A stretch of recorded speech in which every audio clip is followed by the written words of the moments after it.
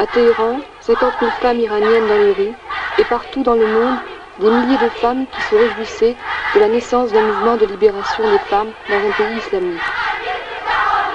Dès le premier jour, et pendant toute cette semaine de révolution des femmes, 4 d'entre nous étaient avec elles dans les rues.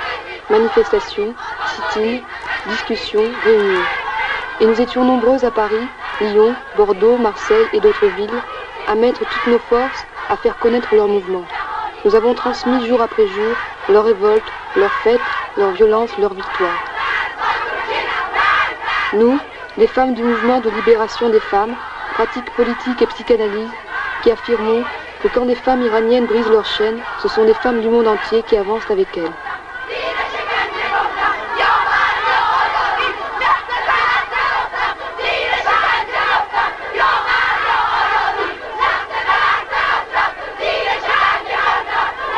Le 8 mars n'est ni un jour de l'Est, ni un jour de l'Ouest, c'est un jour mondial.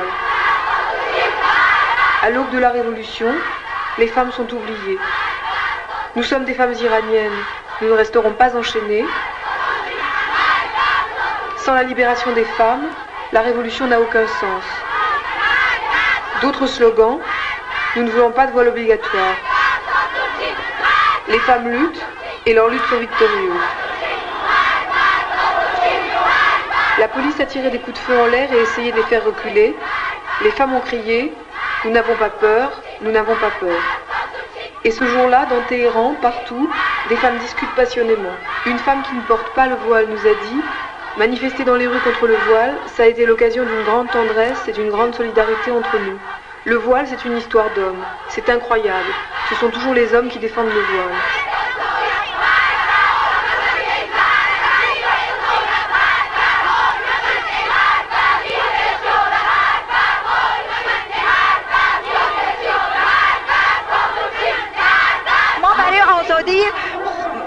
Nous, les femmes, nous avons eu des martyrs comme les hommes. Nous avons lutté avec le voile et sans voile pour notre liberté et pour celle du peuple. Et si Khomeini continue ainsi, moi qui suis une vraie musulmane, je quitterai ma religion. Qu'est-ce que c'est un chador pour une femme? Oui, ce que ça... Oui, comment ça les entrave? Enfin, quel genre de vêtements c'est? Il y a des années que je mets le tchador. Le tchador m'empêche de bouger, de travailler, de tenir mon enfant par la main. Mais je ne suis pas venue à la manifestation pour ne plus mettre le tchador. J'ai 6 filles et je suis venue pour que mes filles ne soient pas obligées de mettre le tchador, pour que les hommes ne l'obligent pas à le mettre. Je suis venue ici pour défendre mes filles contre le tchador.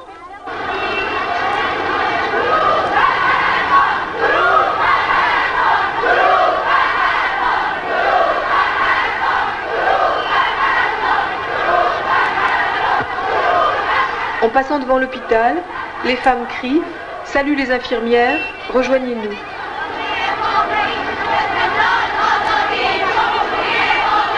Certains fanatiques religieux ont réagi très violemment aux manifestations des femmes, en les harcelant, en les injuriant et même en les frappant. Sima nous disait « Oui, la semaine dernière, j'étais en danger lorsque je descendais dans la rue parce qu'ils avaient demandé qu'on mette le tchador. J'avais mon foulard dans mon sac, j'en ai toujours un par sécurité. Des hommes dans chaque voiture qui passait disaient quelque chose. J'ai pensé que s'ils continuaient, j'agirais, je me défendrais. On a déjà fait des manifestations. Il y avait des soldats dans les rues, c'était le danger de mort. Maintenant, on peut marcher devant quelques hommes, on n'a plus peur.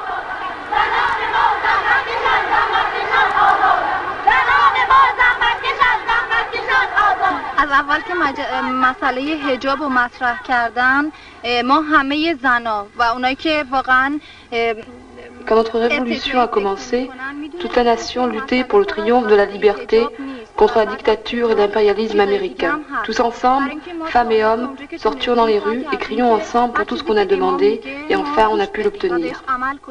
Et nous, dans notre école, nous faisions des études. Nous travaillions en même temps dans les hôpitaux. Quand il y avait des blessés, on les soignait sans demander d'argent. Après, ce jour où l'armée et la garnison s'est rendue et où la révolution a triomphé, nous étions dans les rues. Et puis l'ayatollah Khomeini a dit « Ne faites plus de manifestations, n'allez plus dans les rues ». Alors nous sommes retournés à l'école. Mais depuis jeudi dernier, les religieux nous posent des problèmes. Il y a quelques jours que nous sortons dans les rues et nous disons que nous ne voulons pas de voile. S'ils voulaient faire comme ça avec nous, ils devaient nous le dire avant la Révolution. Ils devaient nous dire qu'il y a une inégalité entre l'homme et la femme. Nous parlons pour notre droit. Nous parlons pour notre droit égalitaire avec les hommes. Et nous pensons, si nous ne parlons pas maintenant, quand la Constitution sera écrite, ils ne nous accorderont plus rien. Nous ne manifestons pas seulement pour le problème du voile, mais pour tout un ensemble de choses beaucoup plus importantes. Les femmes avocates ont été les premières à réagir et à faire des manifestations, et nous les avons suivies. Maintenant, elles sont en désaccord avec nous. Elles disent que ce problème est résolu. Mais nous voulons poursuivre notre lutte.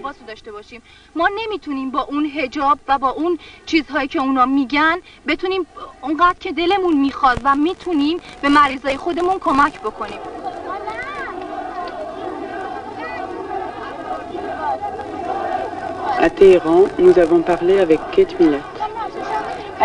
J'ai été impressionnée par la ferveur et le courage des femmes. Je n'ai jamais vu des femmes qui s'organisent aussi rapidement et en si grand nombre. Il y a 15 000 femmes dans ces manifestations. Aux États-Unis, ça prendrait des années pour se rassembler comme ça. Il faudrait de l'argent, il faudrait écrire aux gens, il faudrait de la publicité. Ici, quelqu'un brandit un panneau pendant la manifestation avec « sit-in à la télévision » ou bien « demain au ministère de la Justice ». Et tout le monde y va. Parce que ces femmes non seulement ont été réprimées pendant très très longtemps, mais ce sont aussi des femmes qui ont fait la révolution. Elles ont été dans les rues, elles savaient qu'elles-mêmes pouvaient être tuées par le Shah et ses troupes. Ce sont celles qui ont eu le courage de sortir face au char, le courage de se soulever.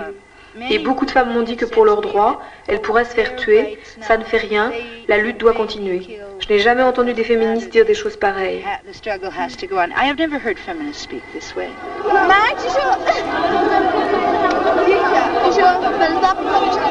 On peut lire sur ce panneau, nous refusons la tyrannie sous toutes ses formes, nous anéantirons la réaction sous toutes ses formes. Les lycéennes étaient tellement joyeuses de manifester, ça leur a tellement plu qu'elles ne veulent plus s'arrêter.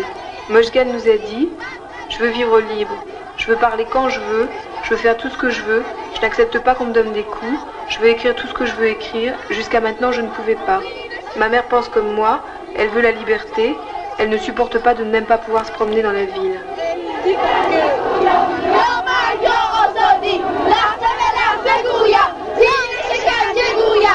Après le 8 mars, de plus belle, les femmes iraniennes ont continué leur lutte. Le samedi 9, il y a eu une réunion à l'université. Le dimanche 10, un sit-in au ministère de la Justice, où les femmes ont déposé des revendications. Dès le samedi, Khomeini était revenu sur ses positions et avait déclaré que le port du voile n'était pas obligatoire. Pour les femmes iraniennes, ça a été la première victoire. Et le 12 mars, de nouveau, de l'université de Téhéran au square de la Liberté, 20 000 femmes étaient dans la rue. Elles nous ont dit « Nous sommes réveillés. Cette manifestation ne concerne pas uniquement le problème du voile. Notre lutte, c'est aussi salaire égal à travail égal et le droit pour les femmes de travailler, la liberté de la presse, la liberté de parole, la liberté de se rencontrer et de se rassembler. » Avant, les femmes iraniennes n'avaient rien, ou plutôt 4000 prisonnières politiques. Les femmes se sont politisées depuis la lutte contre le Shah. Les manifestations de femmes sont une prolongation de cette lutte. Nous continuerons jusqu'à la libération complète des femmes. Nous pensons que sans cette libération, aucune révolution réelle ne pourra exister. On voit sur ces images que pour refuser le face-à-face avec les fanatiques religieux, les femmes iraniennes leur tournent le dos, calmement. J'avais envie de te demander pourquoi vous êtes venu là faire un sit-in devant la télévision à Téhéran. Ah bien sûr, parce que vous savez, à la télé ou à la radio, il y a la censure, quoi. Oui.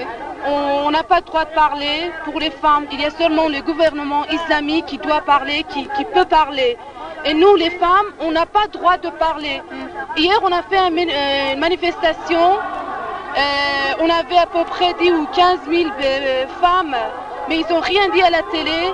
Seulement, il y avait des femmes, des femmes qui travaillaient à la télé.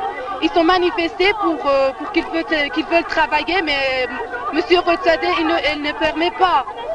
Alors ils ont dit seulement qu'ils avaient des femmes qui sont manifestées devant la télévision et il y avait des femmes qui avaient des couteaux à la main et c'était ça, c'est tout. Et nous, les 15 000 femmes, on n'a rien fait. Ils n'ont rien dit. Ils n'ont rien dit, c'est-à-dire on n'a rien fait. La manifestation, c'était rien. Les femmes ne doivent pas juger, les femmes doivent mettre le tchador, les femmes doivent faire ça, les femmes doivent faire ça. On a fait des manifestations pour dire que le gouvernement libre n'a pas le droit de dire il faut ou il ne faut pas. C'est nous qui choisirons. Et c'est nous les femmes qui choisirons notre droit.